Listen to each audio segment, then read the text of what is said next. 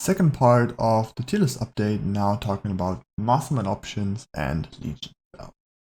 I think we start with the Mastermind options because they're quite fast to go through, I would say. You see some changes. Now there's just one spell at the top once again.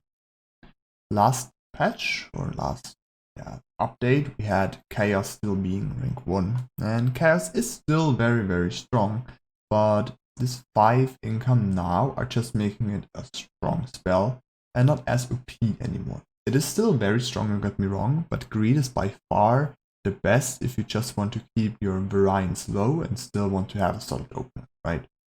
Greed was the preferred spell before.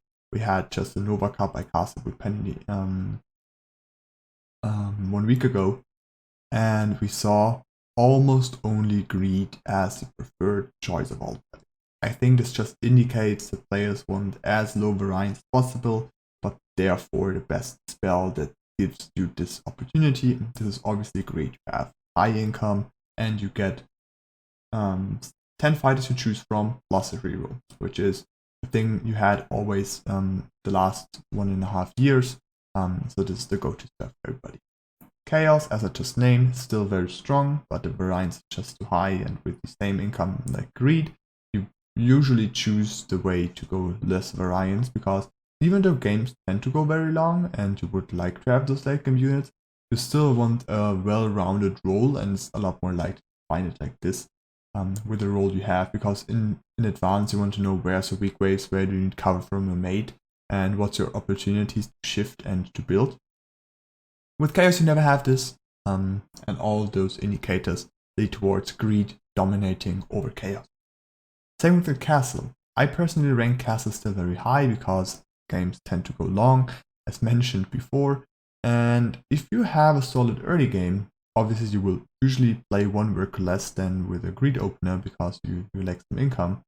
But if you can play like this, if you aren't the one that really like full saves in the early game, then you can scale quite well with Castle into the late game. Or other option is to save quite a lot, therefore you usually lose some income, but with Castle you get it all back. So I think Castle provides this two playstyle options, and both can work out with the spell, but obviously Castle is a lot more training than other spells, I would say, because you just change your playstyle a little bit, therefore you need Castle. I think in the third column there isn't real changes, right? You have redraw and cash out. I think they're both quite well rounded spells. They have their options to go for. Redraw if you want to somehow play Chaos but with a lot less variance, which can be very good. Actually, one of them in tournament play we didn't see redraw. I think redraw is actually an option in tournament play that could be picked by some players. And we have cash out. That gives you very strong openers if you can play those. With cash out, the problem is if you do not go for those greedy worker openers, 5-6 worker openers that really dominate, push 7-8 workers per 5 and so on, you didn't make use of your spell because you lack income compared to greed, right? So you want a fast worker lead to make back this income. So you need to know what you're doing with cash out. Lock-in, Cartel, and YOLO are just a bit fallen off. Lock-in is just a bad version of redraw. I think like you can compare redraw and lock-in because lock-in and redraw give you both less income than, for example, greed, but they have some sort of identity, which is like a more reliability. With redraw you just get a more well-rounded role usually because you have more tries, and with lock-in you just get this one unit you would like to have. Cartel isn't great because usually you do not make that much of an early game benefit, and then if you still do not have this nice scaling role, you won't make anything with this benefit. So Cartel is only good if you like pair it, for example, with YOLO to go for some cheesy strats, but apart from this I think Cartel isn't that great. YOLO is just too high variance. I think we described this problem with Chaos. And then last but not least we have Fiesta. Fiesta is nothing you should play in ranked games unless you want to troll your teammate, which you never should do. Fiesta can be okay if you, for example, play Fiesta Cartel. I think I just said YOLO Cartel, but I meant Fiesta Cartel. I'm sorry for that. Because both spells benefit from a long early game, and therefore they give a very nice synergy. But this is a hardcore cheat strat, and if it doesn't work well in the early game, you're likely gonna lose the game. Apart from this, please do not play Fiesta ranked games because you're just gonna upset your teammate most of the times. Because the problem with Fiesta is it's not only you that will get harmed by Fiesta, but it's at the same time your teammate, because you will leak, so he has to play safer. And for example, if he's playing a very strong early game role, he cannot push as much as he would usually, because he will always have to cover you. So if you want to play Fiesta, maybe ask your teammate, maybe play it in a duo. I think this is a lot better for your team atmosphere. Changing over to the Legion spell tier list, and I think overall there hasn't been too many changes, right? I think I will address the changes I can still remember I did yesterday, and then we're going to talk about the new spells. Because I actually just see that I'm unsure about one of the spells still, but we will talk about it in a second. First of all, what got changed is Vampire. It now dropped. Vampire with Avenger was a combo you did play quite often, but since Avenger now got changed somehow, nerfed at the same time a bit, so it got changed and nerfed at the same time. Obviously Vampire Avenger isn't as strong anymore, and therefore Vampire is falling off because Vampire doesn't have too many units you would place it on. Another change we had is Allowance just dropping to D tier. Allowance is just by far one of the worst spells. Even in some situations where you just don't fit anything, you take Tax Allowance, and Allowance, the plus 10 gold won't help you a lot more.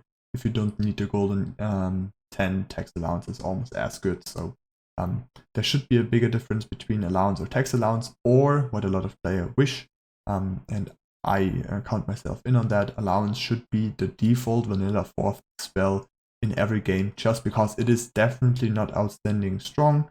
So you can just give it always as a 4th option, so nobody has to take Tax Allowance. I think this is a lot fairer than what you have at the moment, and it would give the game a nice twist after 10, I think. And I actually almost only know players that would support this idea. Alright, but what is actually about the other spells we have here? First of all, the spell I'm unsure about is Lizard Army. Lizard Army, it might be B tier. It did fall off quite a bit, but therefore I did put it last A tier. I think it is actually in between good B tier, bad A tier. But Vaya in the end did decide Lizard Army to be an A tier, and where Press the Attack, which is around as good in terms of an offensive spell, is B tier, is the mind game with Lizard Army, right? You can fake Lizard Army, you can send a Lizard on 11 to seem like you took Lizard Army, and then your opponent might prepare for Lizard Army, but in fact you took Venture or whatever. You could, for example, fake Lizard Army 11-12. Then your opponent thinks you're going to go 13. They're preparing for 13, but you did only fake 11-12, so you get the income, and then you can actually go 14 or 15, since your opponents did already build for 13 and so on. So there's a lot of mind games going on with Lizard Army, and therefore I think it is a very strong spell. Or at least stronger than Press the Attack, but even though it is only mind. But now, I think we want to talk about the new spell. All the other spells didn't really change. If there's questions to those spells, ask them in the comments, watch the last tier list video, or just ask me on stream when you catch me. But I want to finally comment on the new spell. I ranked both of them in S tier, and here's why. First of all, the Battle Scars is basically investment in a little bit better. I think the stat value is a bit more than the actual 32 gold you get, or is it 32? 32 or 34, something like this. I think it might actually be 34 already. But the 400 HP and especially the 3% attack speed are just overall a little bit better than what you get from investment, and therefore for long games, for long scaling games that you often see at the moment, Battle Scars can be a quite nice alternative. Both of those spells, I want to name it now already, are S tier in high elo.